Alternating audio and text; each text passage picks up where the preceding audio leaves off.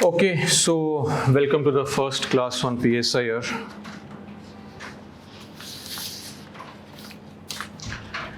So some old faces who I know why they chose PSIR, very clear. Some new faces who I don't know why they are choosing PSIR.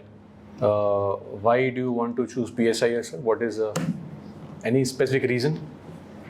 Actually, I love Western political thought and actually I love philosophical thoughts and Western political thoughts. Oh, the love for the subject, that's interesting. Haji madam, any specific reason? So that is your subject graduation. So any reason? Oh, this is the easiest subject we feel. GS overlap. Haji madam, what's the reason? We don't know, it's okay. Whatever, some option has to be chosen at any point of time. Yes, have we met before in some class somewhere? I have very poor recognition of names. Which place? Analog. Oh, analog. Yes, right. Yes, madam. Please, any reason? It's just a subject is Interesting. Oh, Compared to other optional, this optional was somewhat manageable because my background is architecture. So this is manageable. Okay, I think the most common reason people choose is GS overlap actually, because this subject has huge GS overlap. The entire GS paper to 90% of it is this paper only, right? 90% of GS paper 2 is your PSIR. So that's there. But nevertheless, so we have the syllabus copy with us. We'll just briefly go through it. Syllabus is not required to be covered at this point of time. Online people, do you have the syllabus copy? I hope you do. So the first paper, that's how we'll begin our discussion, which is political theory, meaning and approaches, theories of state. So primarily, what is a state is something we know already. But what is a belief about state from a liberal perspective? New liberals, who are these people firstly? What kind of species are they? And then what is their opinion on state? Marxists, pluralists, feminists. Then some interesting topics like justice, equality, rights, and democracy. So we'll be discussing about justice and especially Rawls' theory of justice. It's a very popular theory because John Rawls wrote a very famous book in 1971, The Theory of Justice. We'll also be discussing about what are some limitations in this idea of justice. Ambedkar's approach to justice, that's also there. Then equality, various forms of equality, including the last topic there, affirmative action. Affirmative action means what? Reservation. So what is the point of view on reservation? What can we have as an alternative parameter? Can we also maybe strive for some new criteria for reservation, which is not just based on caste or say religion, but beyond those things like parental income? Could it be based on where you live, rural, urban, such things? Then rights, the theories of rights, different kinds of rights, concept of human rights, also the Universal Declaration on Human Rights. Then democracy, various types of democracy, what are the advantages of each types of democracy? Representative, participatory, deliberative, what are the challenges of democracy primarily? Then the concept of power, hegemony, ideology, and legitimacy. We'll start with this idea only, what is the meaning of power roughly, and then we'll come to political theory. Then very interesting as a module, political ideology. So today itself, I'll give you a brief on what these ideologies mean. Because when you start studying the political theory and theories of state, you should at least have a rough idea on what is the meaning of liberalism, socialism, Marxism. What do they mean primarily? And then we have the Indian political thought, where we have Dharma Shastra, then Arth Shastra, Kautilya, Vishnugupta, his Arth Shastra, and then the Buddhist traditions, then Sir Sack, Syed Ahmad Khan, Aurobindo, the great Aurobindo, then of course Gandhiji. We have to study about Gandhiji also, you know everything about Gandhiji already, great things about Gandhiji. Then Ambedkar, his philosophy, his idea, his his form of Buddhism also. Ambedkar did not really follow the more appropriate form of Buddhism. He followed his own form of Buddhism. And then M.N. Roy, the founder of the Communist Party in the country. Radical humanism is a very unique concept of M.N. Roy. Then Western political thought, where we'll have Plato, Aristotle, Machiavelli. Machiavelli can correlate a lot with Arthashastra. Okay. In fact, people say that Kautilya is a Machiavelli of India. It's the other way around. Kautilya was in 2000 years ago. Machiavelli was in the medieval times. So Machiavelli's concept is very close to what Kautilya used to teach to people. Then these big names, Hobbes and Locke and Mill and Marx, Gramsci and Hannah Arendt. Then paper 2 is complete polity. Some parts are modern India and a small part towards the end is economics. The first one is actually modern India. But it's not history per se, it is all about the perspectives of history or modern India. So, for example, if you look at Indian nationalism, the first point under Indian government and politics, which is called IGP commonly, perspectives on Indian national movement, liberal, socialist, Marxist, these perspectives. So, in history must have covered modern India, if not, no problem. But you have covered on the factual part. Here, we look at the perspective. See, those movements of modern India have not been the same for everyone. Okay, just to clarify. For example, you might feel that modern India or the entire national struggle was a struggle for independence. But was it really, is my question. I mean, think from a feminist perspective. What did women gain out of it? Almost nothing. Their life remained the same, barring few cosmetic changes, like they got the right to vote after elections, after independence, that's it. Did their life experience a meaningful change? Not really. They did fight this entire movement along with Gandhiji, but please name 10 leaders, women leaders, who led mass movements. You can't find 10, too big a number. You name 10 men leaders, you can name 20 right now. Difference. Or for example, Dalit perspective. Now, how is it different? Dalits also got independence along with Brahmins. Did they really get independence? Dalits felt or they feel that it was just change of power from the foreign elites to Indian elites. That is their experience. And nothing much has changed. Earlier, some Goras were ruling us. Now, our Desi brown people, brown Goras as they call themselves, they are ruling us. It is just a change of power. Their life remained the same. So that is the Dalit perspective on national movement. Dalits were called to take part in these grand movements. They would fill the seats. They would fill the halls, fill the roads with population. But the leader in front was always some upper caste person. That is their belief. So they view the national movement from their own perspective, which is completely different from how you might be viewing it. So here, rather than focusing on what the movement was all about, various categories or various ideologies, how they perceive this national movement. Marxists, for example, they feel that it is just ultimately laborers have been suffering then also, now also. The exchange of elite people, rich have remained the same. Their life did not change at all. In fact, they feel that zamindars were not upset because of nationalism. They were upset because their power went away. Now, the real power lay in the hands of Britishers. So this is their perspective. Okay. So that is what we'll be studying. And then when you see from second point onwards till 7th, it is all polity. So making of the Indian Constitution, salient features and the principal organs and grassroots democracy. Number 6 is statutory institutions. Then 7th is federalism. Then again 9th, 10th we are back to governance topics.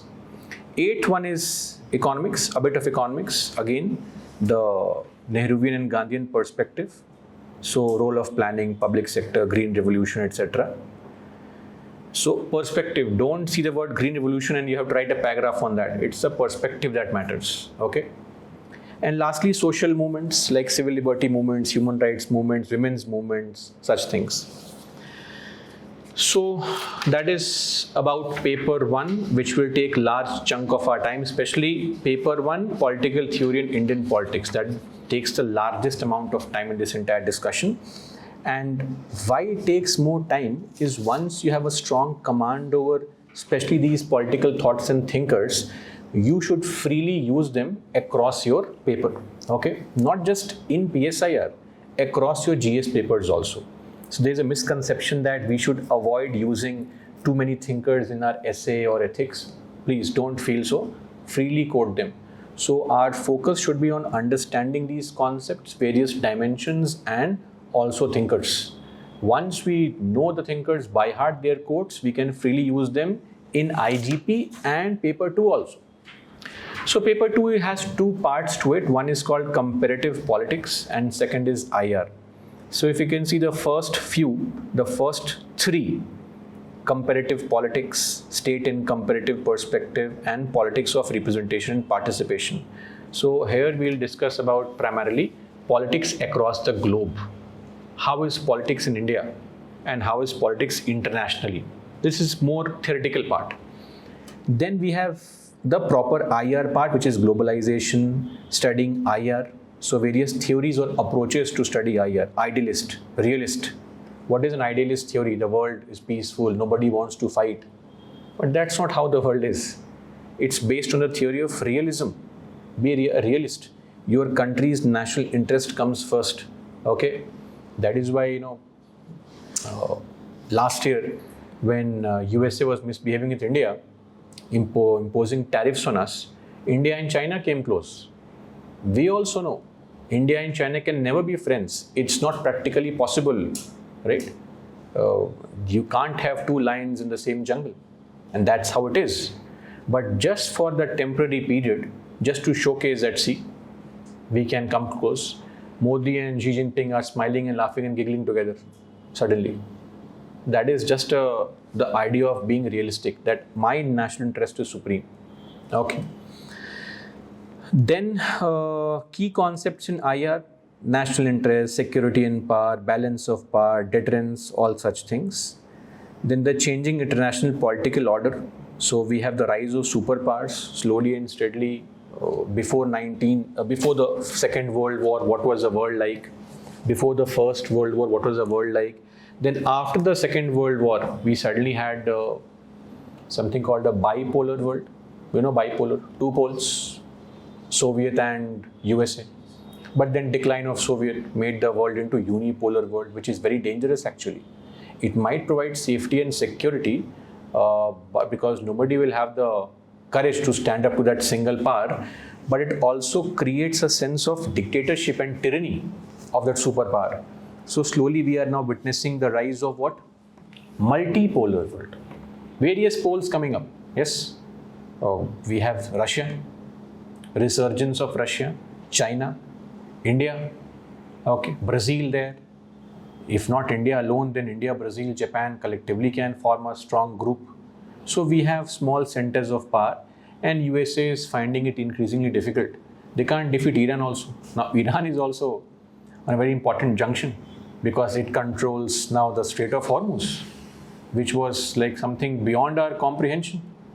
I'm sure USA had not thought of this, that they could be blackmailed like this. Okay, so that's there. Then non-alignment, the non-aligned movement that we gave to the world along with 4 other people that don't fight. Then we have some international economic system, Bretton Woods, WTO, all such things. This is an overlap with your economics and IR of GS paper 2, but economics primarily. The World Trade Organization, Bretton Woods and stuff. Then 9th one is complete theory, 9th and 10th and 11th, 9th and 10th are complete theory, United Nations and regionalization of world politics. So these kind of groupings like European Union and ASEAN, APEC and NAFTA. Okay, so North American Free Trade Agreement and such. And then the contemporary global concerns. How is democracy getting affected globally? Human rights violations, environmental violation, gender justice, terrorism, and nuclear arms, nuclear proliferation, especially again because Iran did Iran has nuclear material, and they have already enriched it up to 60%. And sadly, whatever amount they claimed that they had, USA could not recover a single kilogram of nuclear material. And then they say that they have won the war and they are trying to arrive at peace. Where is the peace? Maybe for USA, but not for Israel.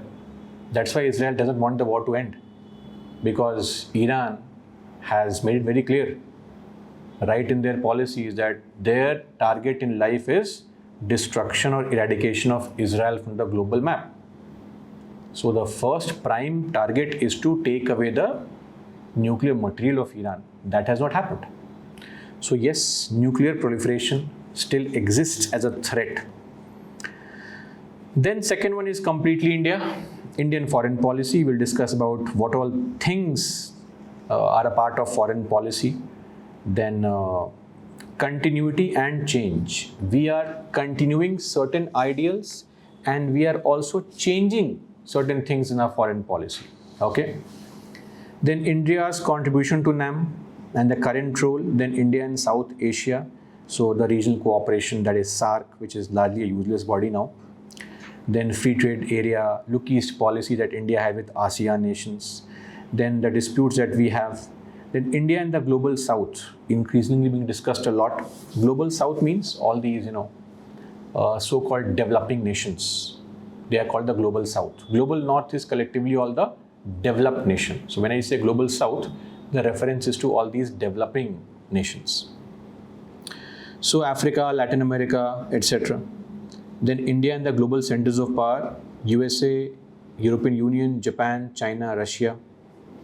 And then India and the UN system.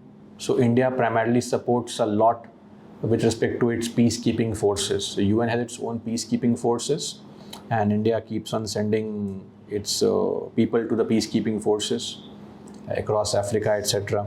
And India's demand is very clear. We want a Security Council permanent membership seat, which some people say was offered to India in the 1940s itself, but Chachaji refused and suggested rather that let China have that seat. Now, we might feel this is some WhatsApp forward, but actually now a lot of the copies of discussions are out in public circulation, and we have realized that that is true. Unofficially, India was being offered the permanent seat in the Security Council, but Chachaji refused that and rather suggested that let it be given to China. Now we are struggling for that, and China makes sure that it blocks every time India tries to even apply for it or other countries are okay with it. And lastly, the recent developments, that is a very typical thing that you have in IR. Afghanistan, Iraq, West Asia, USA, India-Israel relations, and especially what vision we have for the new world. So this is roughly the entire syllabus. Very briefly, nothing much to write and discuss right now. As and when we complete one leg of the syllabus, then we'll go back and evaluate every aspect of what we have discussed. Okay. And the second is you have this PYQ thing with you. So right now only section A PYQ, Political Theory and Indian Politics, arranged year-wise. Okay. So as and when we discuss the topics, I'll point out which questions can be solved from here, and we can keep on solving those questions. Is that clear? So carry this PYQ sheet every day to the class. That's the only heavy lifting that you have to do in your bag. So initially, maybe we'll not be able to solve any question in the first few days, but slowly and steadily we will. Now, as far as the answer writing thing is concerned,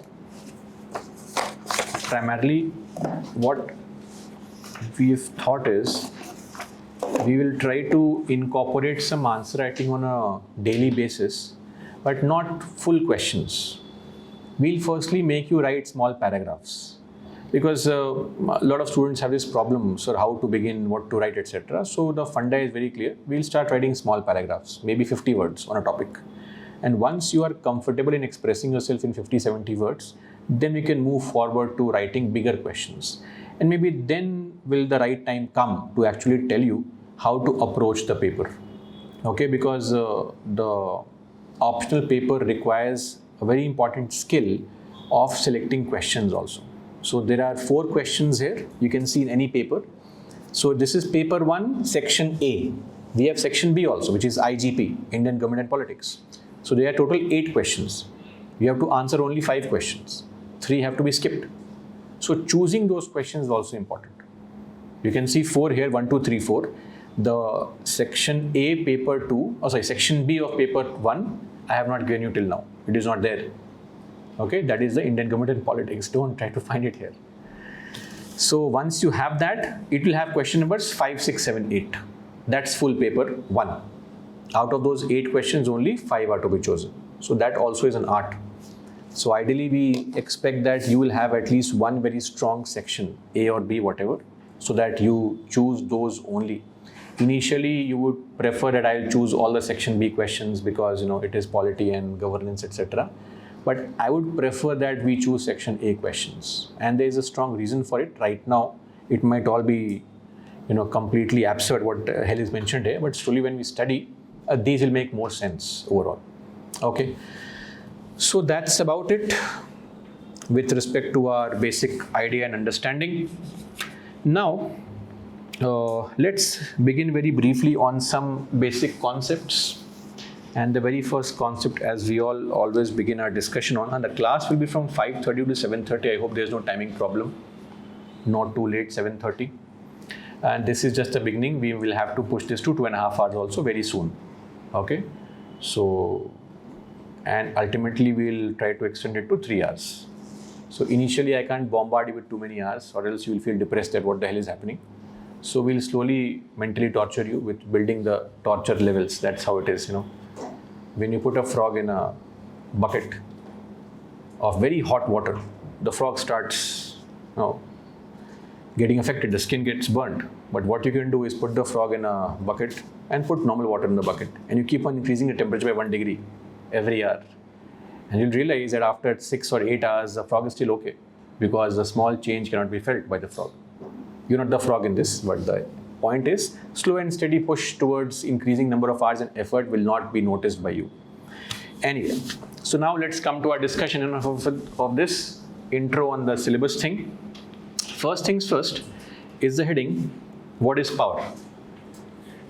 That's our first heading. Please write what is power, and you tell me what is meant by power. P-O-W-E-R, power. Haji madam. Authority on somebody, authority on someone, fair. Ability to influence someone. Yes, that's true. Correct. Anybody else wants to contribute? Please. And ability to get things done by others, especially when they resist. Actually, all are correct. See, why do we start by discussing what is power? Is because politics is the study of power only. This entire topic or this entire subject is all about understanding who holds power. And in fact, various groups of people, various ideologies actually believe in this very concept. They believe that some group holds power. Some people believe that state should hold power. Some believe that rich hold power. Some believe that only men hold power, right? Some believe that the upper castes, white race hold power. So ultimately the concept is revolving around this idea only, that who holds power. And power is the ability to get things done when others might resist. Oh, Pawan, money is power. Okay, that's also true here. We can't deny that money is not power. Majority is power. He also says majority is power. See, the point I'm trying to make is, if you have the ability to get things done, even if others are resisting against your will, that is power. Like you are being sent here by your parents to study. They have power over you. You had no interest in studying. You wanted to enjoy your life, right? But they have forced you to come here. And you have to come here because food, lodging, money, all dependence is there. So this is what power is. That even, can I make you work against your will? If that is there, I have power over you. Is that clear? Please write Write a first statement. Heading is, what did you write as the heading? What is power? Write this as the heading. What is power? Have you ever felt powerless or powerful? Tell me. Share some experience, please, here. In your life, has anyone here ever felt powerful or powerless? Anything is okay. Never went through these emotions.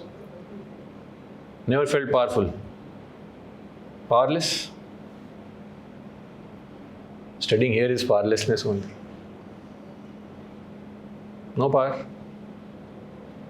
Have you ever been caught in a traffic signal by a police constable?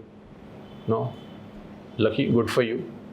You have not misbehaved in the road, so you understand. In your school days, maybe possibly, sometimes,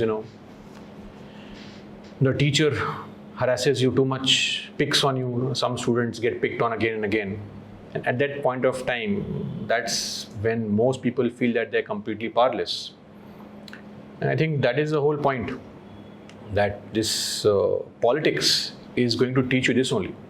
The study and the understanding of influence, of control, of decision making. Write the first point, please. Politics is the study of power. Okay, powerless in government offices for some kind of certificate. Yes, true. Politics is the study of power. Next line, please write. Power is the ability. Power is the ability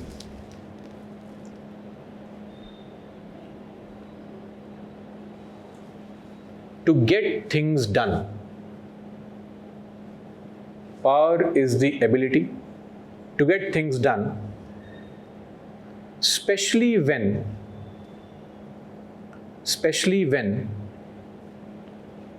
others might resist. Especially when others might resist. So just 3 words right below them, 3 words, important. Influence,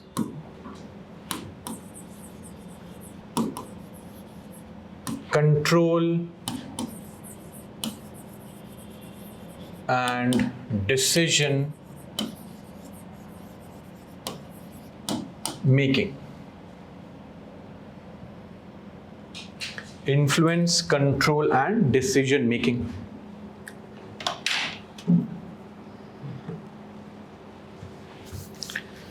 Right, so that's the first idea. There are various types of powers also.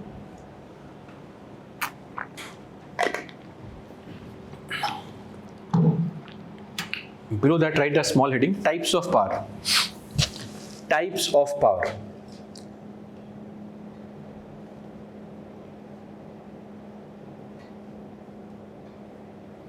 See, power is not something that you just hold. It is also exercised through various institutions. It is also exercised through language and through knowledge. So when I say types of power, one simple power could be coercive power, force, authority. Police. Police has coercive power. Military action. Coercive power. It has brute use of force. One more kind of power would be legitimate power, which has legitimacy behind it, like a district magistrate. They also have power. You can't question them because we have accepted the rules, regulations, and they are legitimately powerful, right? Anything else? Any other kind of power that you can think of that people might hold? Government. Legitimacy, same thing. Government has the legitimate power. Haji. Soft power, like what? How do we have soft power? Culturally, we can influence. Okay, fair. We also have soft power. Then possibly coercive power, use of force covers that. Charismatic power. What is charismatic power? Some people will have charisma. No, not the bike charisma. The appeal. People will simply follow them. Like Mahatma Gandhi. Right? People followed Gandhi. Mandela. Like your movie stars. Vijay. People followed him. What did people know about his political views? Nothing. But still people voted for him. So this is called referent power. What it means is it is based on charisma, or should I say a moral appeal. That's also power actually. Just a different form of power. Okay?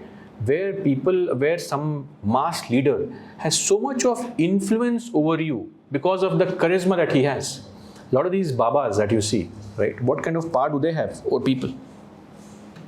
This charisma only. You follow the baba, whatever he says, because like Virat Kohli and Anushka Sharma, they follow this, some baba, I forgot his name. Premanand Ji Maharaj. We don't really know what skill set he has, but he has an influence. I mean, I'm not questioning his mythical and magical powers. He might have those great powers. Fans, we have to be aware of the fans. Fans are dangerous people. That's also a power. That he can influence even the biggest of names who are there sitting in front of them with folded hands. People who have millions of fans are sitting there as fans of the Baba. Charismatic power. Then one more kind of power is expert power. Like doctor. I know you can search for information in ChatGPT also and eat medicine and die immediately, because that will give you some kind of stupid suggestion. The correct way to address problems is go to a doctor. I know paying doctor fees etc. is costly and all, but that's the right way. Sadly in our country we don't go to doctors, we go to chemists. Chemists are doctors. Whatever they say we'll purchase from there. But ideally this is what is called expert power. People hold power because they have some kind of expertise. It could be doctors, economists. They have knowledge. Power based on knowledge, expert power. Then one more kind of power is reward power. Power which is based on giving rewards. Like rewards meaning benefits, promotions in job. Whoever can give you promotions, does he hold power over you? Yes or no? So that's also power that he exercises over you. He can make you do things. You will sing praises for your boss. You will laugh at his jokes extra. Why? The boss cracks a stupid joke. You start laughing, rolling on the floor. You go, boss, amazing joke. Because you know, promotions, possible. That's the idea. In fact, even subsidies by government, that's also a power of reward only. Government can provide for subsidies. Some parties are known to give you a lot of freebies. Other parties are known not to give you freebies. Kejriwal type parties. Now everybody gives freebies. But Kejriwal is the one who started this entire model. Or I should not say started, but revived the model. The freebie model started in Tamil Nadu by Kamaraj. And in Tamil Nadu, we had this thriving system of giving freebies to people before elections, juicer mixer grinder, sari, dhoti, all such things. Kejriwal just mainstreamed it by giving people free bijli, free water, and every party is now following it. Kejriwal is out of politics, but the black marquee has left on politics. Now no party can avoid giving these kind of freebies. That's also power. Write the heading, types of power. Done? Below that, write on the left. So do one thing, table. President assent power. Oh, president assent power. Bureaucrats have power. Yes, you will also have power one day. That day is not today, but still. 3 columns. First is type, small column, then meaning, and then example.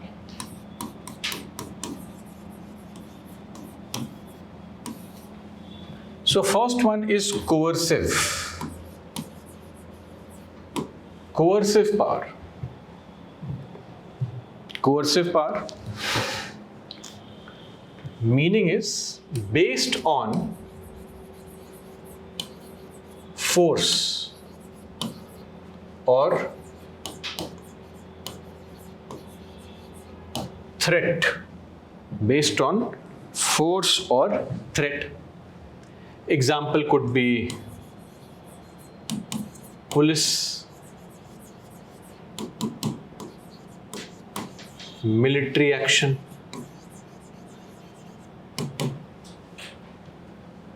that's the first one. Second, legitimate power. Just write legitimate. Legitimate. Here, second column, meaning based on law or position. Based on law or position. Example, PM, DM, district magistrate. Then third one, reward power. Reward.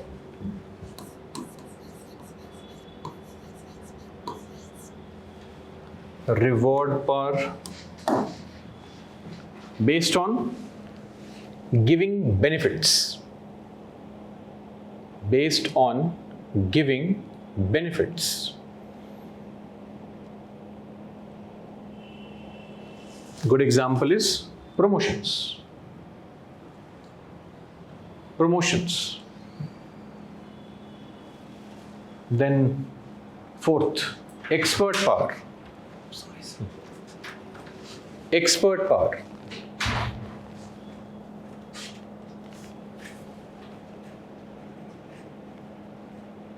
Based on knowledge / skill. Knowledge / skill.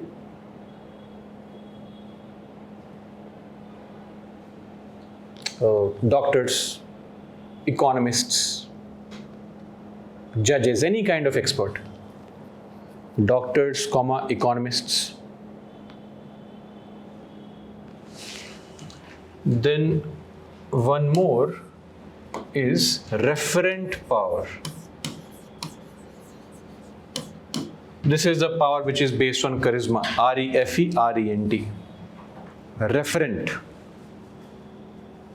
Based on charisma. Charisma or moral appeal. Charisma or moral appeal. Gandhi. Example, Gandhi, Mandela, Nelson Mandela. Gandhi, Mandela, movie stars. Movie stars. Godmen. Godmen, who are godmen? Men who are gods? No. Godmen means Babaji. All these people who are the religious heads, they are called godmen. Okay. Now, couple of definitions from the thinker's perspective. Change of paragraph, table is done. Max Weber has given a definition of power. Please write.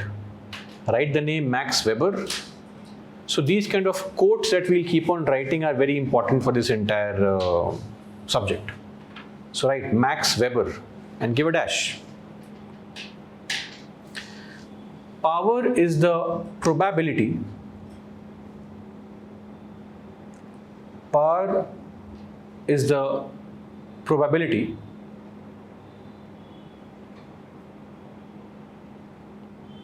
that one actor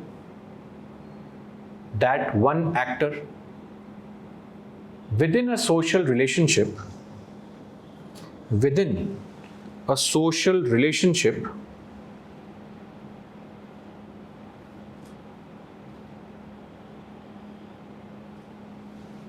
will be in a position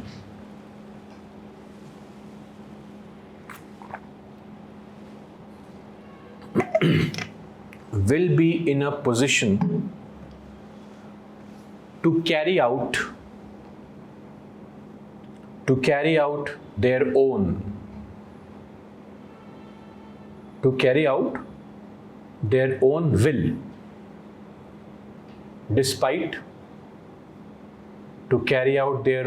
will despite resistance. To carry out their own will despite resistance. Max Weber, MEXWEBER. What does it mean? Even if others are opposing you, if you can still make things happen based on your interest or what you want, you are powerful. That's the idea. Okay. We'll discuss shortly this very famous French philosopher and historian, Michel Foucault. Michel Foucault said beautifully that power is not something that you just hold. It is exercised through our discourse. It is exercised through institutions. How is it exercised? But we'll discuss that shortly. But before that, let me also give you a brief. So this is not any discussion, just a brief on what various ideologies mean. One line brief only, so that we can, if I use this word anywhere, you will be comfortable with the idea. So now you can freely use power anywhere properly. Same way, a brief on ideologies. Write the next heading, ideologies. Ideologies.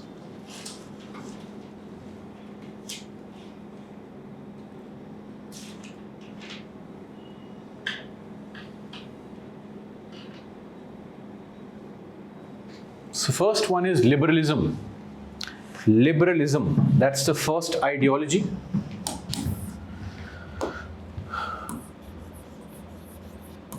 Liberalism. So liberalism, a key word that you need to understand for liberalism is freedom.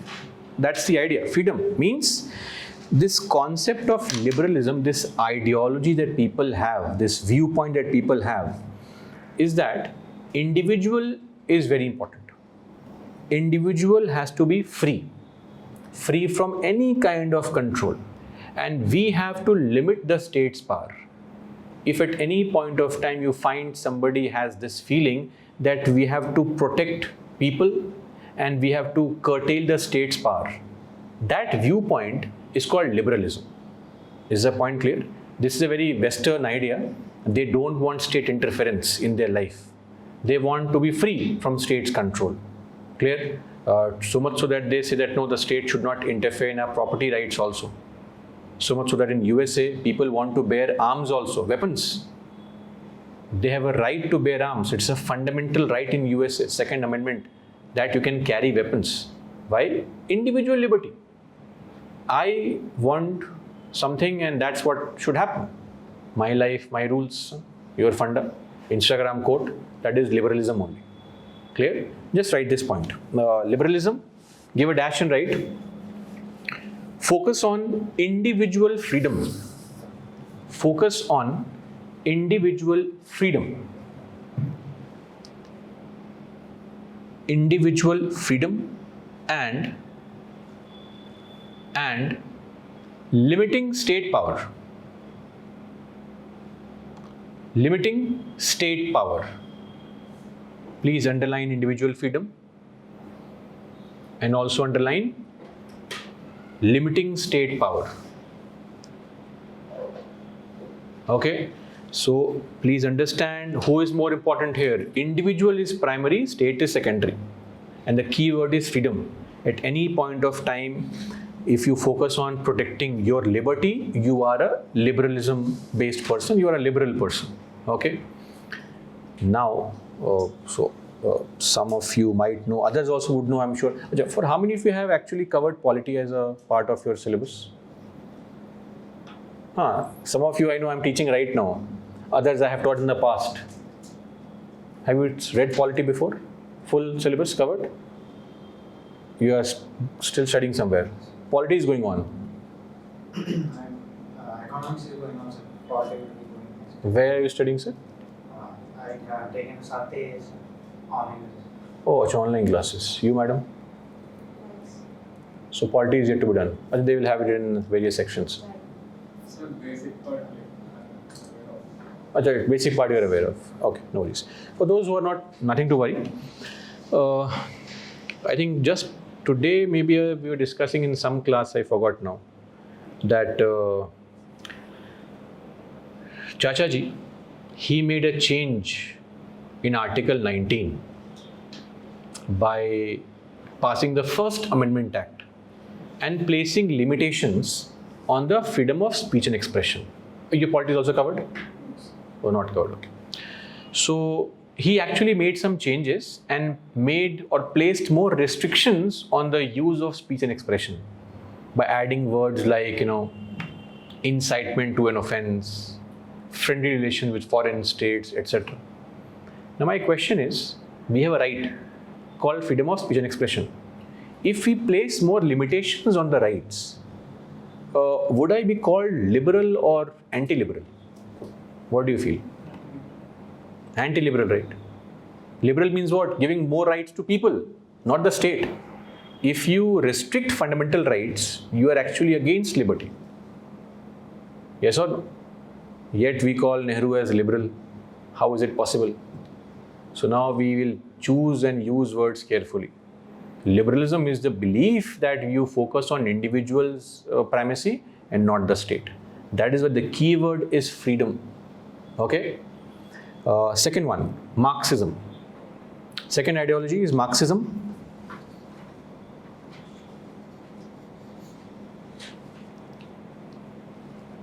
Marxism. The summary of Marxism is nothing but this phrase. Class conflict. That's what it means. Interestingly, Marxism believes that the entire struggle, or should I say the struggle in the entire humanity, is between classes. That has been the case, is what they believe in. At any and every point of time, there were the haves and have-nots, and there was always struggle between both of them. The haves, people who control resources, started cornering all the benefits. The have-nots, who had nothing to lose, at one point of time they just gave it up all and revolted. Revolt, the result was a new form of class conflict only. So you're just moving from one conflict to the other. For example, earlier we had the feudal lords. People think of it as kings and the subject. King had complete control, hereditary post, right? Supreme boss.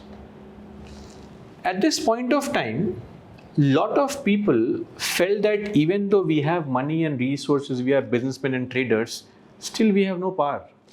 King has all the power. The conflict, the result was the rise of a new group of people who were the capitalists, the businessmen. Okay? Not kings and queens, those who owned vast business. Now they became bosses, slowly controlling everything, running the show. They had people to work in their factories. Yes?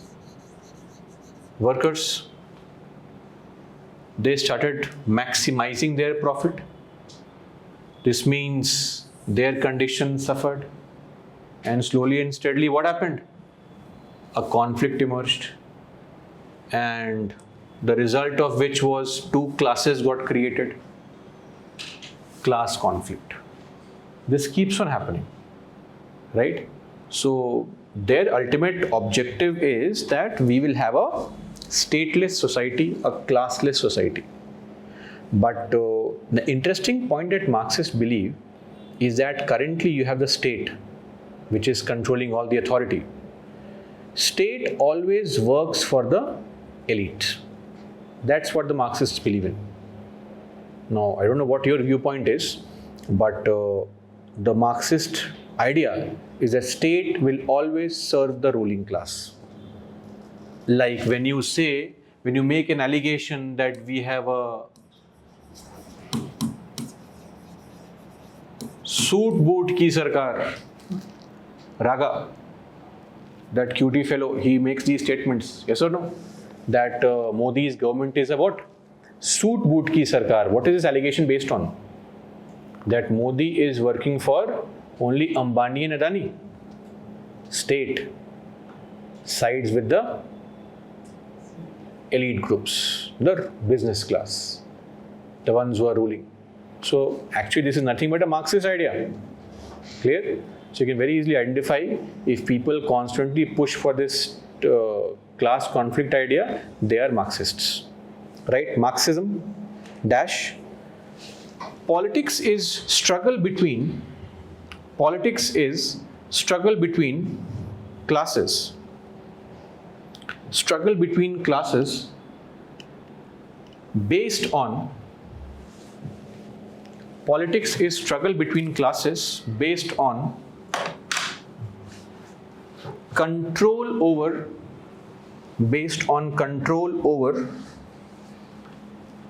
economic resources. Based on control over economic resources. And in the same line, full stop and right, state often serves the ruling class. State often serves the ruling class.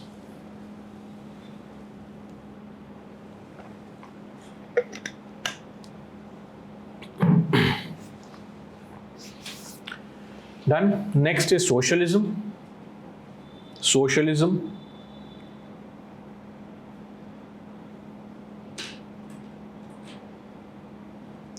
So socialism, if I have to summarize in one word, socialism is the idea of equality.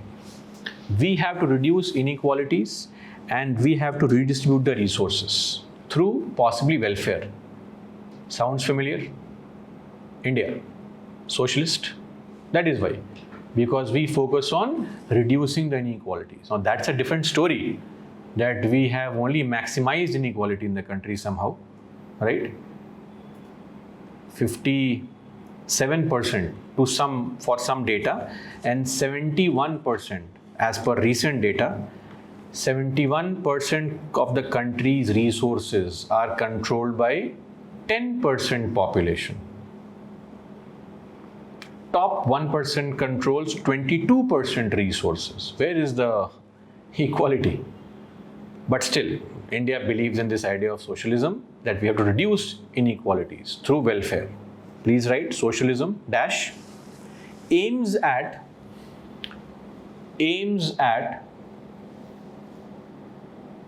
reducing inequality. Aims at reducing inequality through redistribution,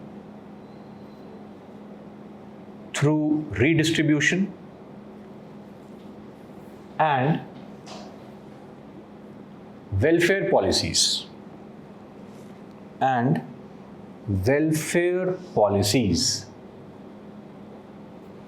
Done? Okay. Then feminism. The fourth one is feminism.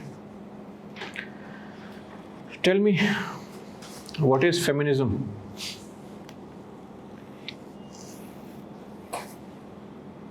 Any idea? Male and female equal. Sorry? Male and female equal. Male and female are equal. Oh, they are equal anyway. Then what? In all powers. So what is a feminist's contention? That they are not equal, or they don't hold equal power? Be treated equally with the male Okay. in all aspects. Fair. So they are not being treated equally in all aspects? Yes. Women, what do you believe? No. Unequal treatment is happening. How? Any example? Political representation. Do we have reservation? But that is Yes. women judges. Okay, fair. Anything else? Giving equal opportunities. Giving equal opportunities. How are we denying equal opportunities? Is there a board that says that women will not apply? Then how do we deny equal opportunity? Patriarchal mindset in a family space. Family space. The issue begins in the household. Okay? That's where you create avenues which make it difficult for somebody to break the shackles. Feminists believe that inequality does not exist only in the public life, it exists in the private space also. It exists in the tone and the use of words and the language and the work you assign also. This is the idea. They believe in the concept that we have to study power because power operates through gender. Power does not operate randomly. So all the power and authority is actually accumulated in the hands of one gender. That is what their belief is. What they want to achieve is separate. So understand the difference. Liberalism believes in the idea of freedom. It wants to achieve what? Full freedom for individual. Minimal state interference. Marxists want to achieve what? Zero class conflict, stateless society, classless society. But they believe in class conflict.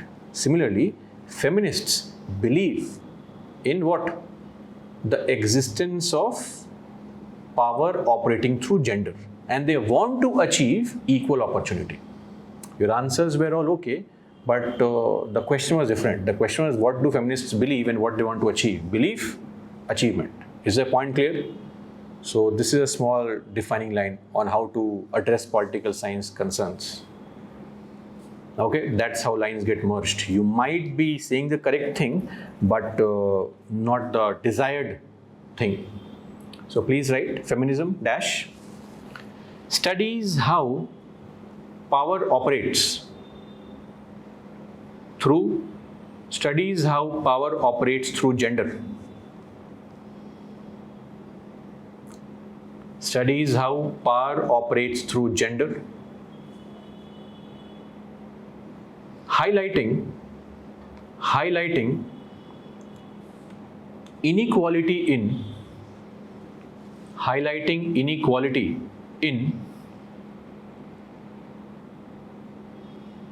private and public life. Highlighting inequality in private and public life. Okay. One more ideology, right? Conservatism. CONSERVATISM. Conservatism.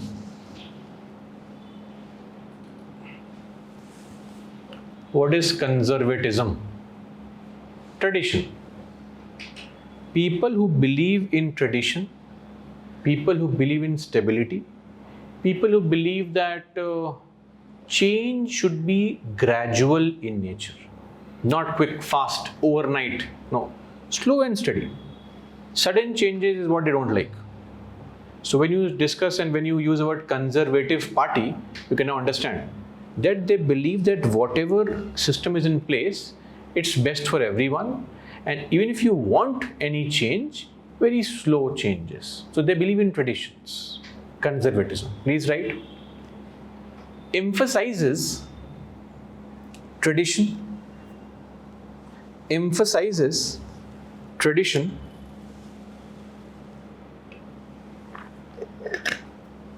comma, stability and gradual changes.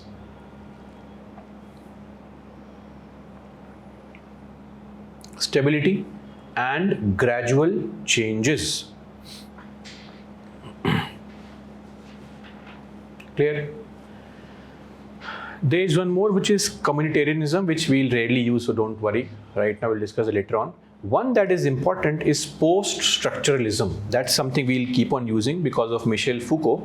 So forget that. Now this ideologies thing is done. I'll just explain firstly what is structuralism, and then it's better to understand before we can jump on to post-structuralism. Okay.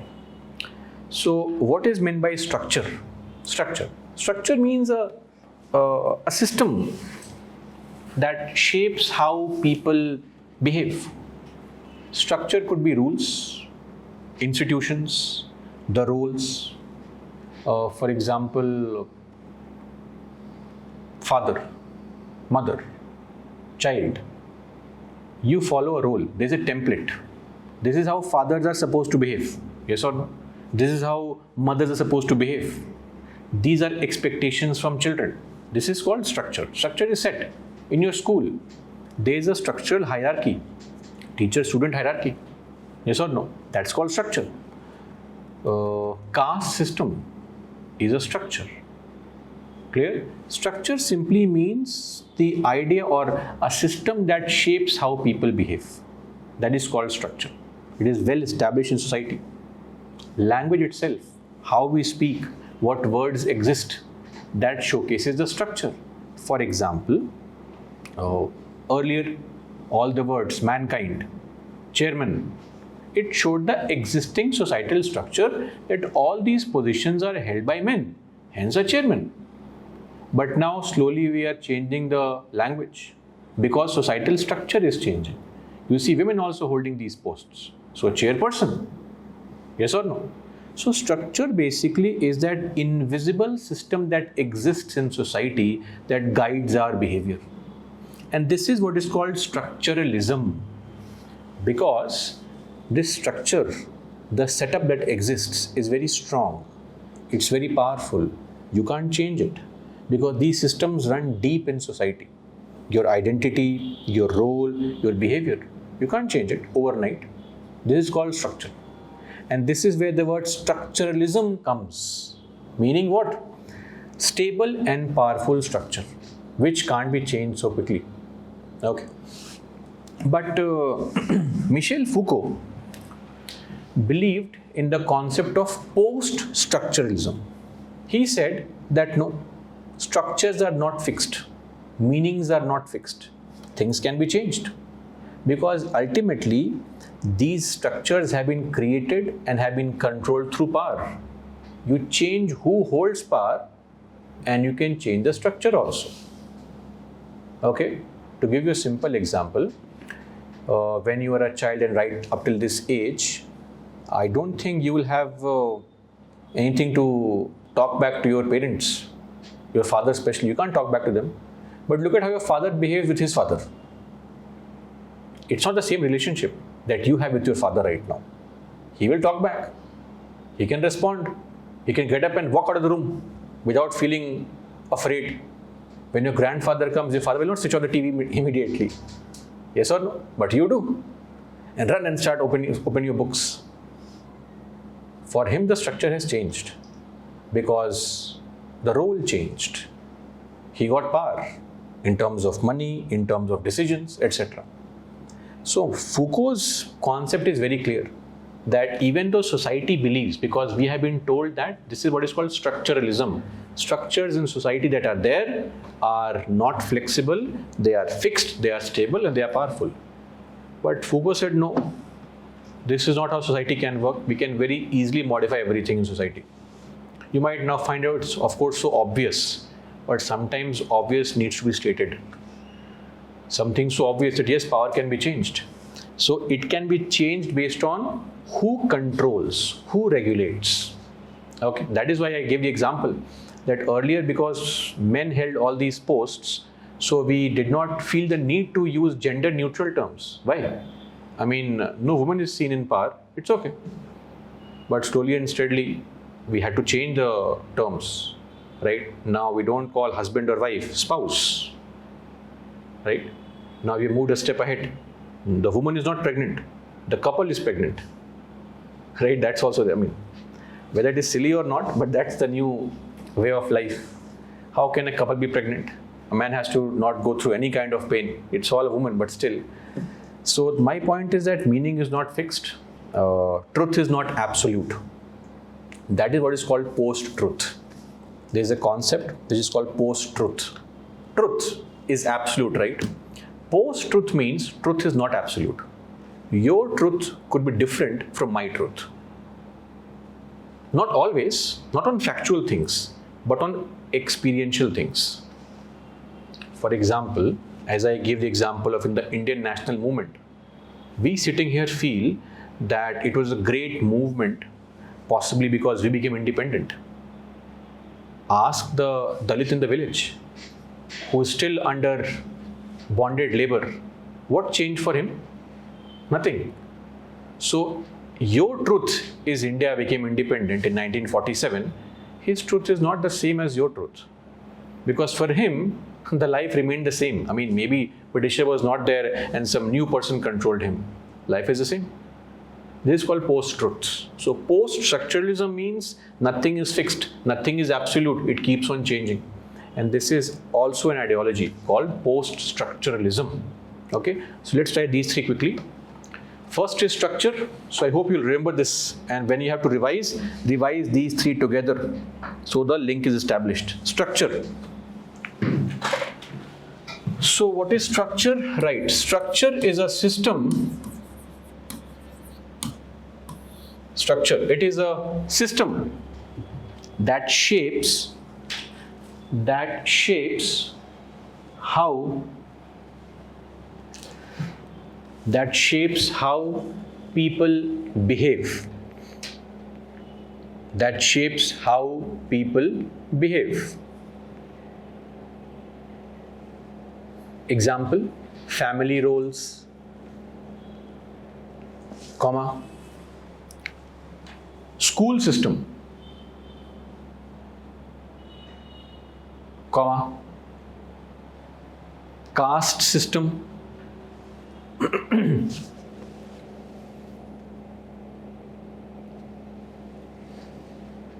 okay.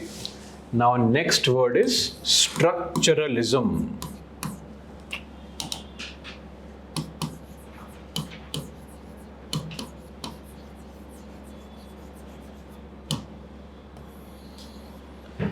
Structuralism.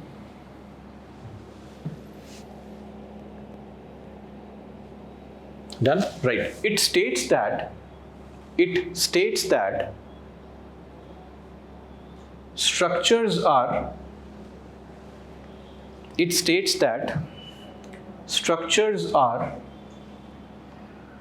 stable and powerful. Stable and powerful. And they shape how society works. And they shape how society works. Below that, right? Society runs on fixed systems. Society runs on fixed systems which define. Society runs on fixed systems which define identity,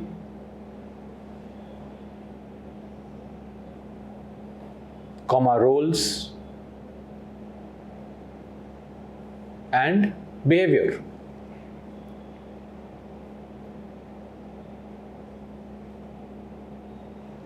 Done? And the third one, just add the word post. Post-structuralism. Post-structuralism.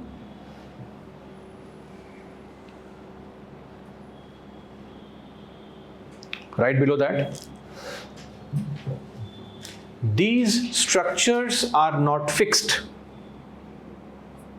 These structures are not fixed. And they are created,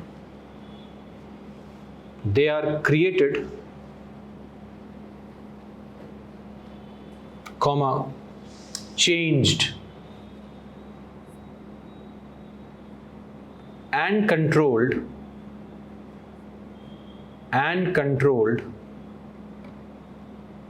through power.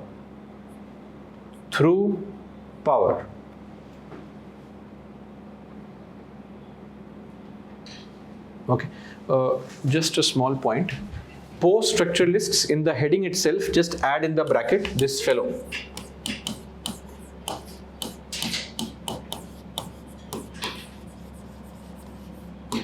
very, very famous French philosopher and historian, Michel Foucault. This is not Foucault. The pronunciation is Foucault. You can call it Foucault also. They spoil our names, you can spoil their names, no problem. Michel Foucault. I highly doubt in the interview they'll ask you about Michel Foucault. So if you say Foucault, they'll go crazy. What the hell is this?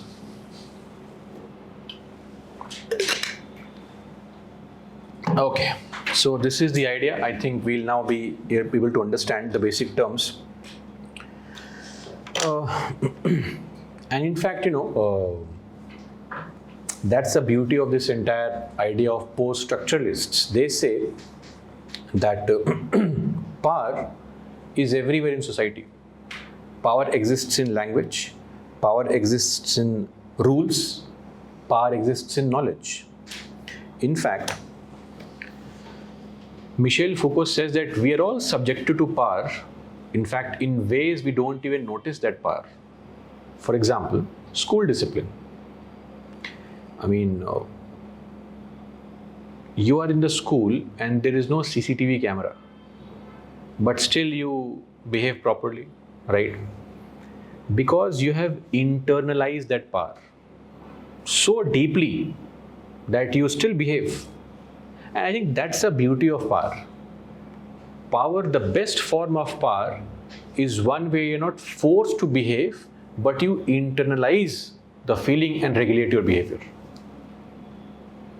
There is a concept called panopticon. Okay, panopticon is nothing but a watchtower. So how does a panopticon look like? So this is a prison concept. You have prison cells all across, and in between you have a big watchtower that is called the panopticon.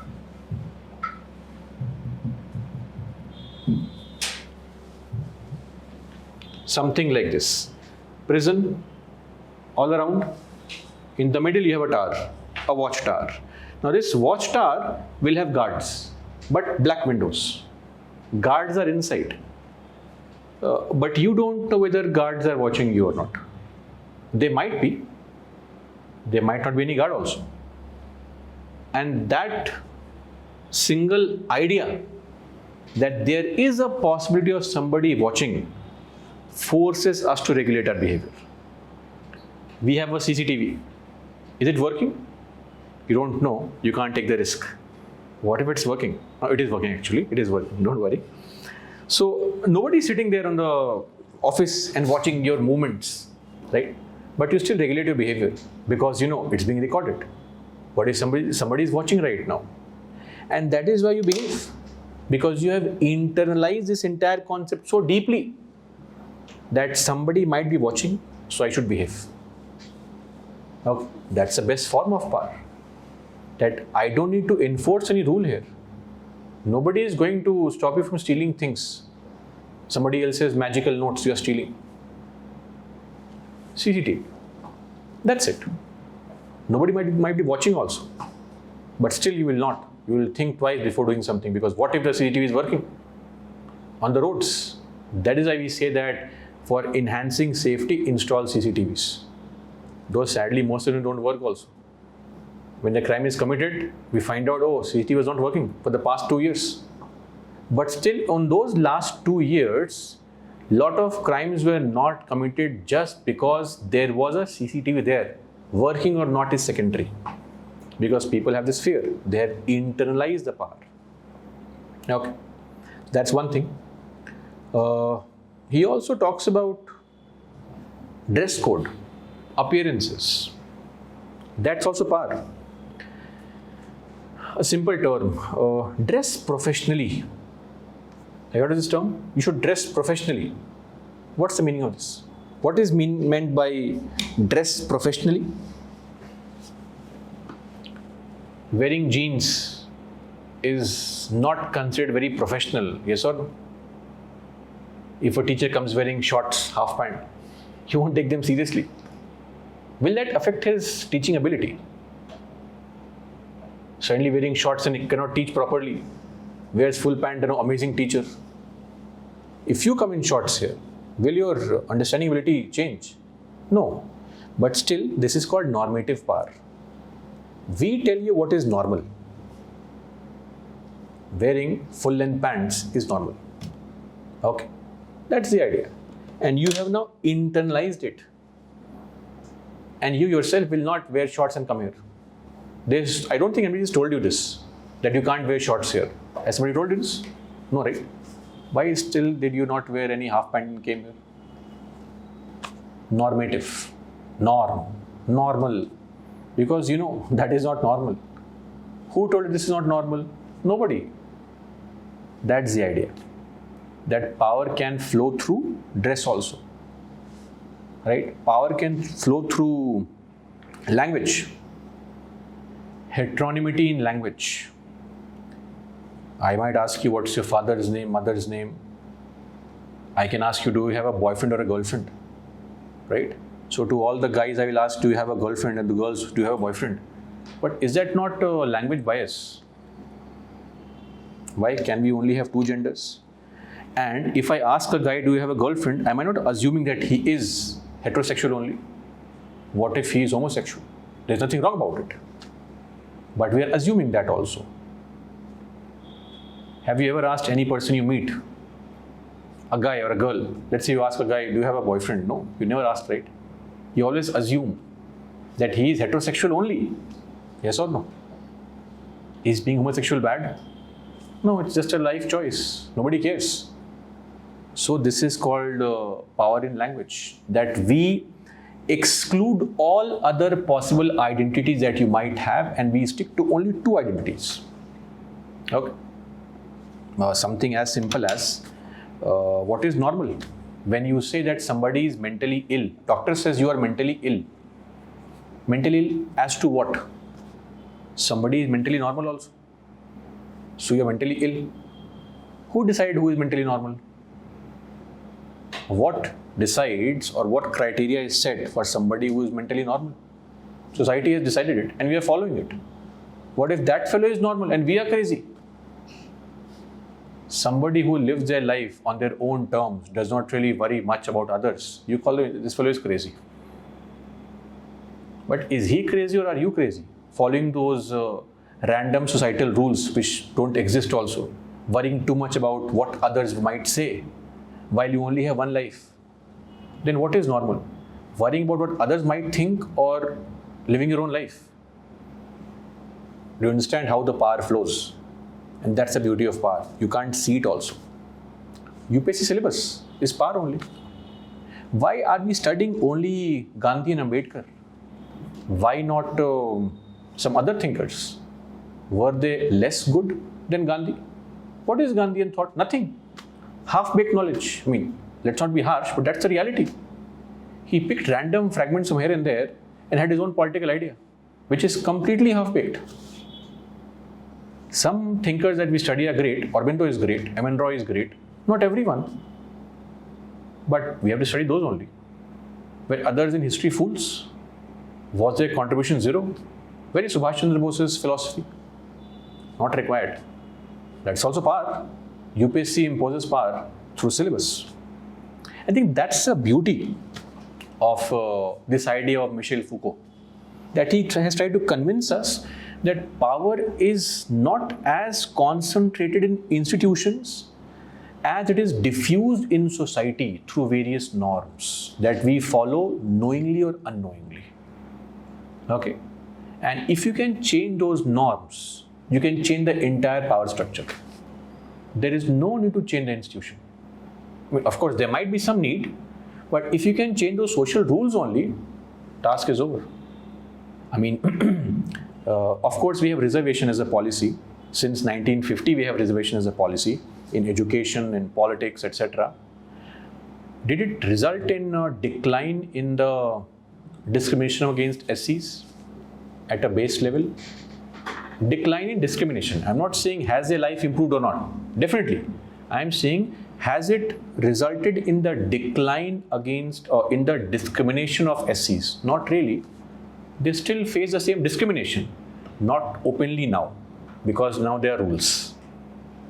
So what have you achieved by changing the institutions? Nothing actually. when you have reservation for women in panchayats, suddenly 50% women became more empowered. Is that the case? Suddenly women have become more empowered? Patriarchy has gone away immediately? Of course not. That's what Foucault says. That power is diffused in the societal norms, the knowledge system, the language. If only we could change these things, if we could regulate these things, there would not be a concern for regulating the institutions. That is secondary. Which I think is the only point where Gandhiji was right partially. Gandhiji's belief in change of heart. That, no institutional structure can cope up with this situation. If you cannot change the heart of people, things will remain the same. So he was right in one point, definitely. Even a wrong clock is right twice, so let's assume that. Anyway, write this statement below. Foucault's post-structuralism.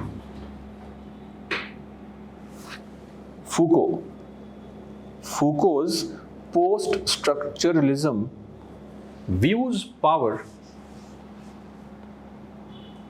not as concentrated in institutions, not as concentrated in institutions, but diffused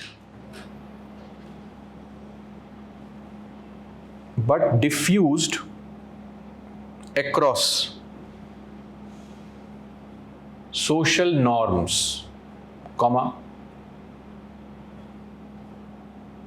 knowledge systems, and language, where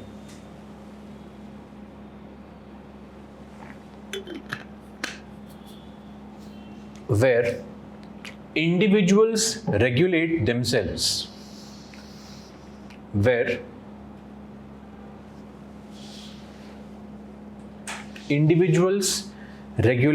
themselves,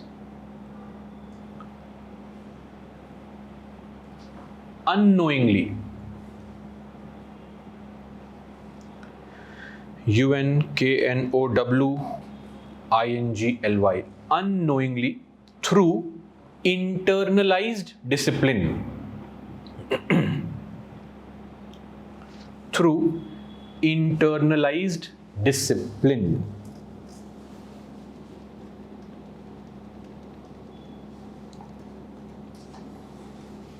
Internalized discipline means what? Discipline that is internalized deep within us. Okay. Anyway, so brief on what is power and also the various forms of ideologies. I hope you understand, and when we use these words, you'll be comfortable with the idea.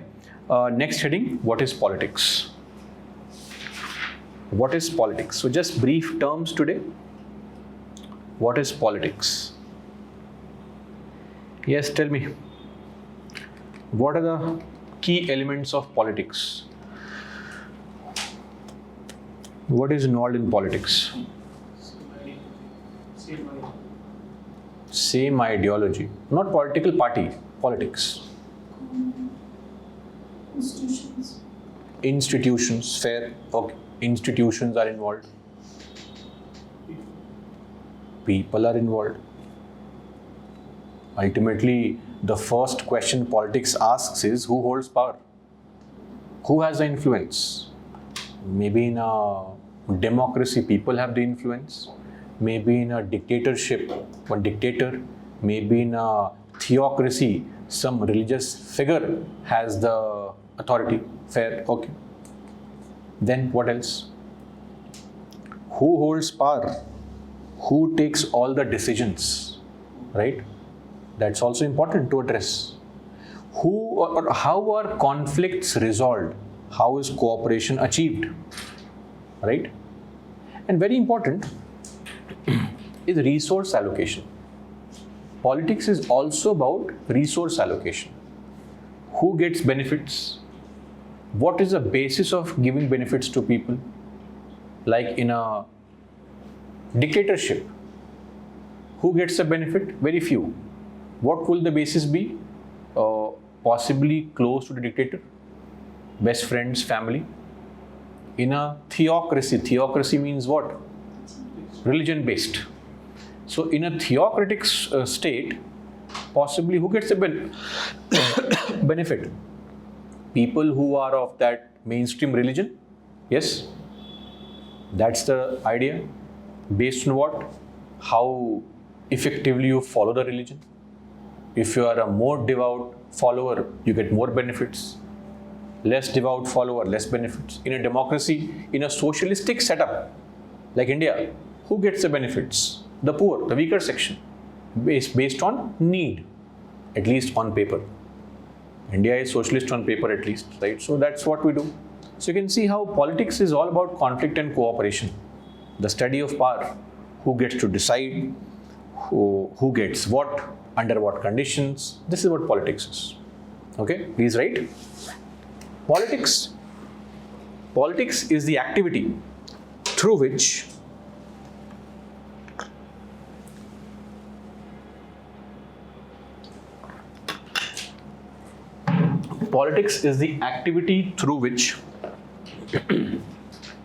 people make, preserve. People make, preserve and amend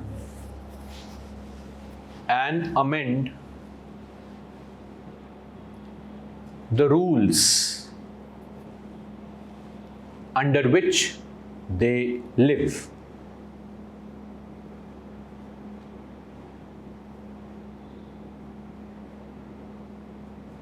Next line, right? It is the process of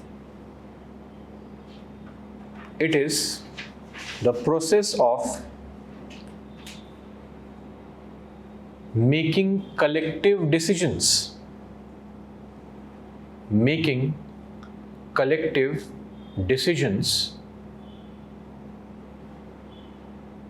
Involving power, authority,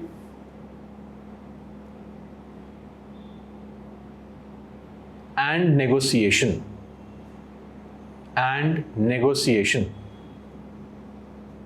Full stop.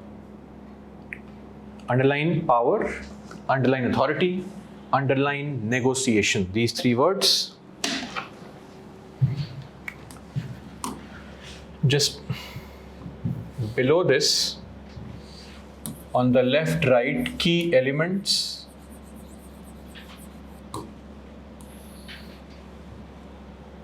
And on the right, meaning. Key elements is a small column. First key element is power. In politics, the very first element is power. And the meaning, please write. Who holds influence or control? We have to understand this in politics first. Power, meaning who holds influence or who has control. That's the first thing to answer. Done? Number 2, decision making. Second element of politics is decision making. Decision making. Meaning, how are choices made?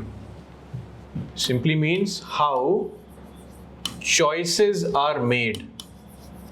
How choices are made for groups. Meaning, who gets to decide?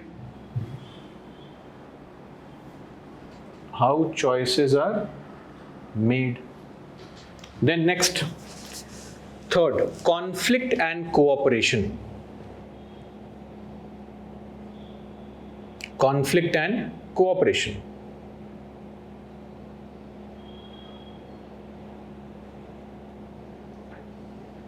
So it means differences in interests, differences in interest and how they are resolved. How they are resolved. Differences in interest and how they are resolved. Like in India, how do we resolve differences? We go to courts. But I'm not sure in a monarchy the same structure would follow. King would decide. Whims and fancies completely. In a dictatorship, again, somebody else could decide. So whatever interests are there, how will the conflicts happen and how will they be resolved? It depends heavily on how politics is being controlled in that particular state. And the fourth one, resource allocation. Most important element is resource allocation.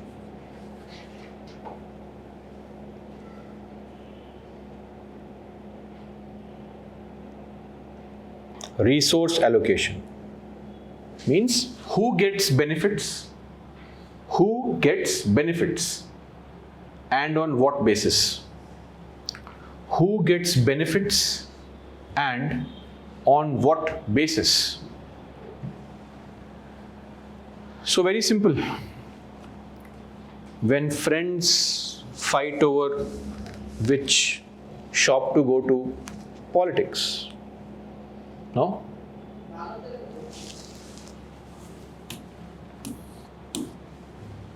If you are deciding on which place to, which restaurant or cafe to go to have your lunch, then of course somebody might have more influence in the group, depending on if he has a vehicle, possibly. Somebody who knows lot of areas and has been to better places, you might be influenced by them because he has a power of expert power of knowledge. Somebody who possibly is funding the entire thing, then there's no question only. Then you'll go wherever they take you. But even in that situation, we have to understand how decisions are being made in your group. Who makes the decisions? If it's one person who has a car or vehicle, then you know very well that the group survives based on that fellow only. If it's a collective decision making, it's a more equal group. If there are only one or two people who always decide everything, you know very well you are stuck in a wrong group. Change your group immediately. There is no equality there. Second thing, decision making. Third one, what is the third one? Conflict and cooperation. If fights happen, how do you resolve the fights? The group breaks, or you have to always apologize, and whether it's your mistake or not, or possibly open a bottle of whiskey and then resolve the problem there. How? It will also let you know and help you understand who controls authority in the group. If you're always saying sorry, then time to change the group.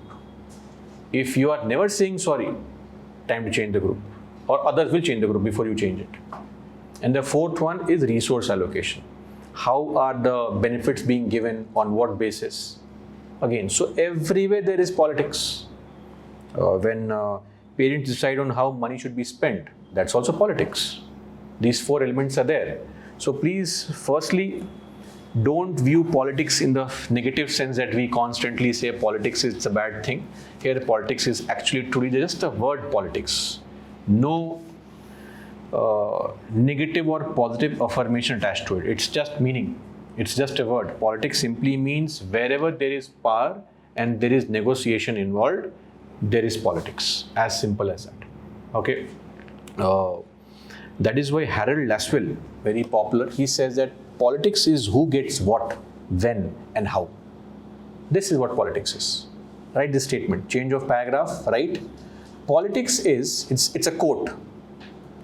So put in double inverted commas. Politics is who gets what, comma, when, and how. Politics is who gets what, comma, when, and how. Dash Harold Laswell. Harold. Harold. Lass, Lass, Lass, Well, single word. Harold Laswell. Harold Laswell. Very, very famous quote on politics, so please don't forget. Okay, so that is what politics is. You can just mention one line below. It's not a quote from anyone. My quote, you write please. Where there is power and negotiation, where there is power and negotiation, comma, there is politics. There is politics.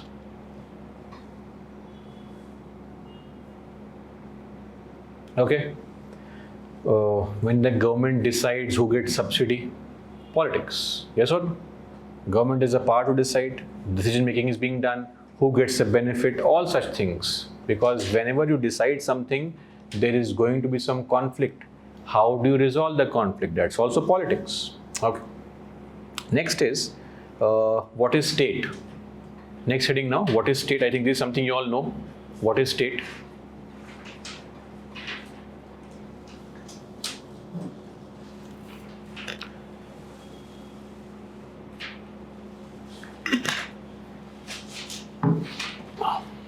Yes, what is state? For territory, people, then government and sovereignty. Four things combined to make it a state. Please write, a state is a political organization that has, a state is a political organization that has, number one, fixed territory. Fixed territory.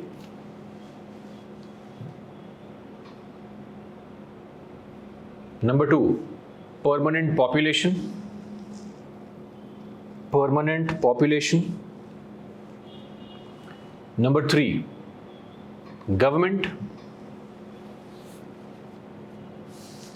Number four, sovereignty. Sovereignty. Please don't write the spelling wrong.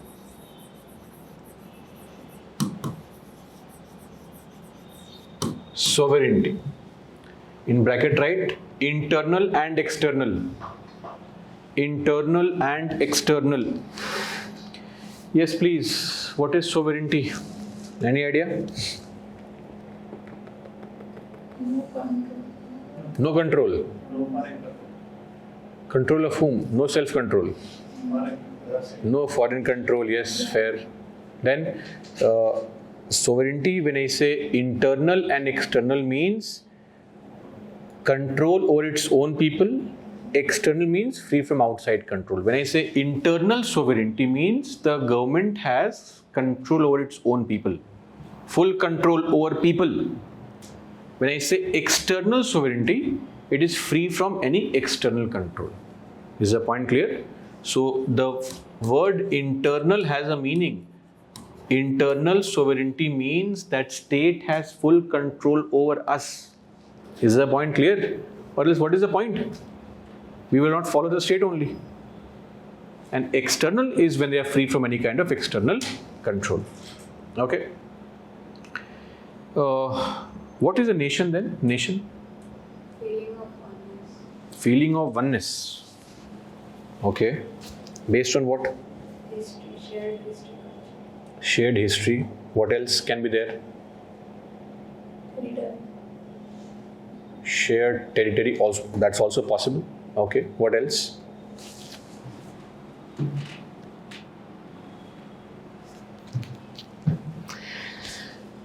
Shared history, common language, culture, religion, ethnicity, sense of belongingness, any kind of feeling.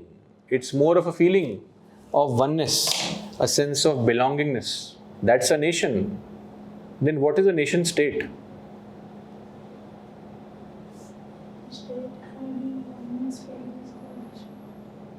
What is state? All these aspects, right? What is nation? A sense of belongingness, common culture or language or religion, whatever. If they overlap, it's a nation state. Yes or no? India is a nation state? Yes. Yes. What is the common thing here? They were ruled by British. can that be? Half the world was ruled by Britishers. Indians. We are Indians. So that feeling. No, that feeling of Indian state. You are referring to Indian state. I am talking about nation. Nation state. You can't use India if you are referring to nation state. Use something else. Government is a Hindu. Sanatan. But that's only 75%. Remaining 25%. They are not a part of nation state. We have one constitution. That's a part of state. I don't deny India is a state, definitely. I fully agree because all the things meet. Is India a nation? Forget nation state. Yes? How? Common history. Common? History. Common history. Okay. We can now slowly move towards the idea of common history of India. Do we have a common history of the entire India as we call it right now? Cholas, Pandyas, Cheras, Mughals, do they share a common history? Vijayanagar Empire? Or were they different kingdoms with minimal interaction and fierce competition? Are you getting a point? We might not be that perfect nation states. We would love to be that actually, right? We can claim that we have that feeling of oneness, and we might, somebody said religion, possibly that's the only binding factor in the country. The common cultural past. Better than history, a cultural past. Because the way of life, that is why people nowadays use the term Sanatan is a way of life. It's not religion per se. Because every person here follows similar kind of cultural practices. Even Muslims practice untouchability. Are you aware? That's something they have acquired here. The way of worshipping by Christians in South India. Does it not remind you? Jesus' procession is coming out like jhanki of some goddess. They are putting flowers on Jesus' feet. This is Indian way of worship. They have learned this. They have Indianized everything. Now, my point is, nation states are very difficult to find actually, perfect nation states. It does not exist like this. India is also sadly a multi-nation state only. If we go very accurately in definition, because we have a lot of religions and languages, and shared history is also not perfectly shared. What could be your history will not be the history of the Ahoms in Assam.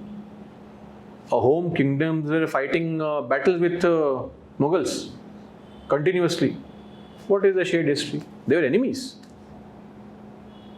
Right? Naga history is completely different.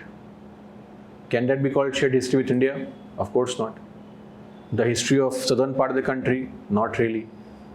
So, nation states are very difficult to find. If we have to force an example, Japan is almost a near perfect nation state. People having a common cultural past, etc., and are also within the same state. Okay? That is a very good example. And we have plenty of examples of nations not being states. Tamils, for example, sad but true that the Tamil nation extends between India and Sri Lanka. The northeastern part of Sri Lanka, which is inhabited by Tamils, and the southern part of India, Tamils.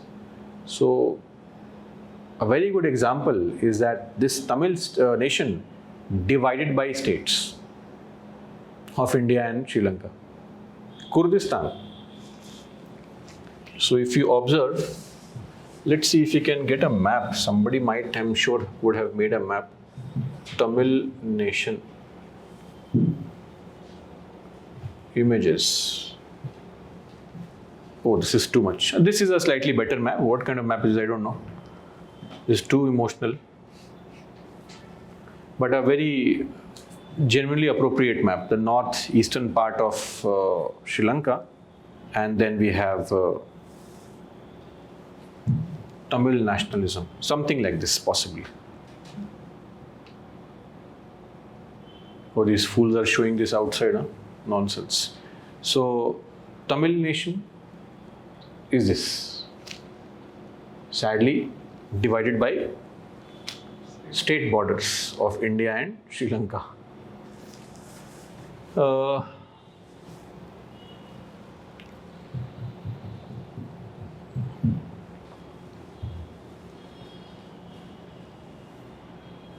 Okay, this I think.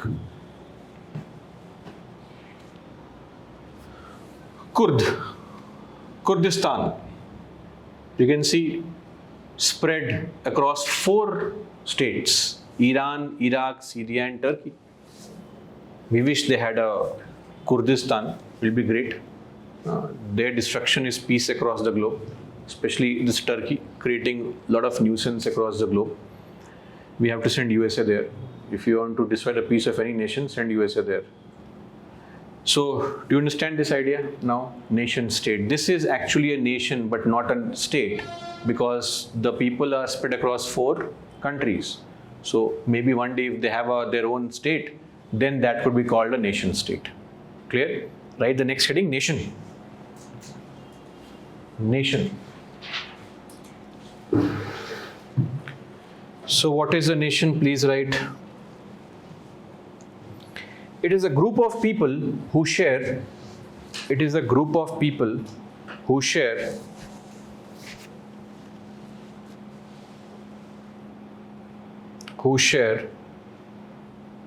common culture,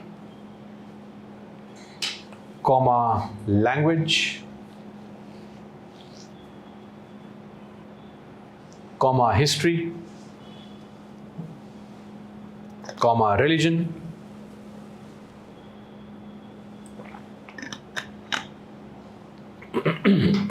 ethnicity,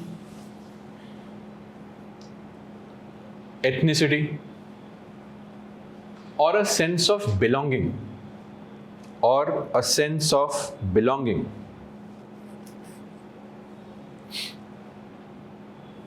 full stop, or a sense of belonging.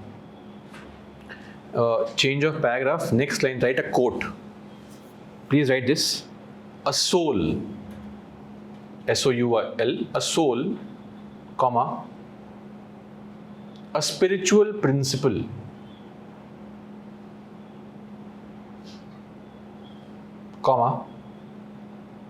a large scale solidarity. A soul, a spiritual principle, a large scale, solidarity, S-O-L-I-D-A-R-I-T-Y. Solid and A-R-I-T-Y, solidarity. Grounded in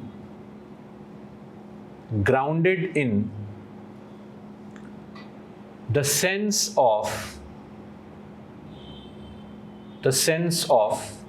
shared suffering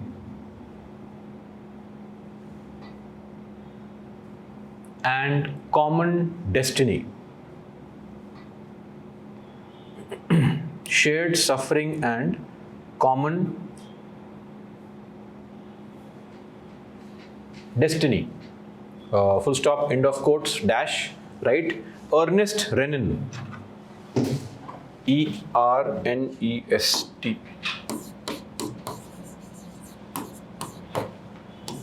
A very famous quote by Ernest Renan.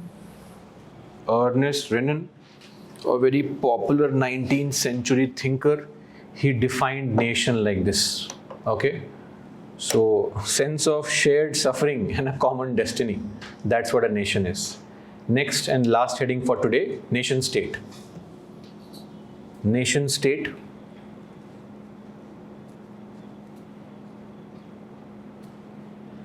Nation state, and please write, it is a political unit where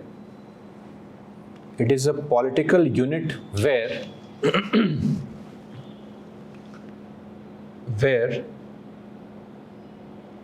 the boundaries of state and nation overlap. Where the boundaries of state and nation overlap.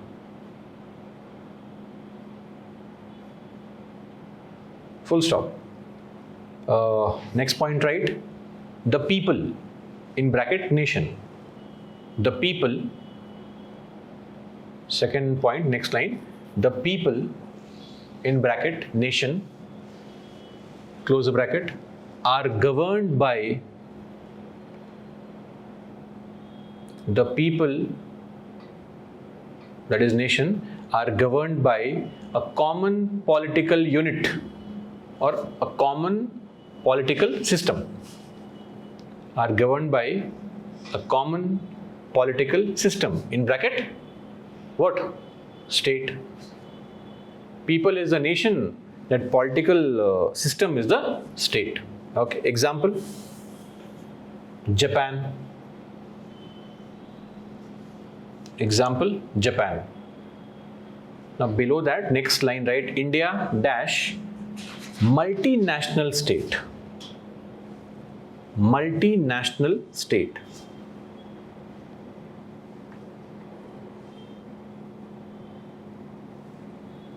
Next line, Kurdistan.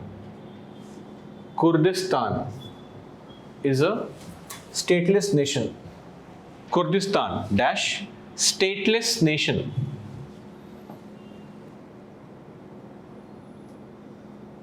You can write the countries also. Southeast Turkey,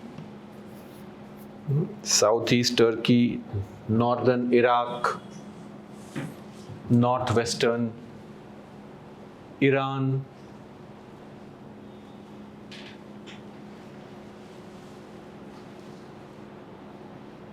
northwestern Iran, and northern Syria.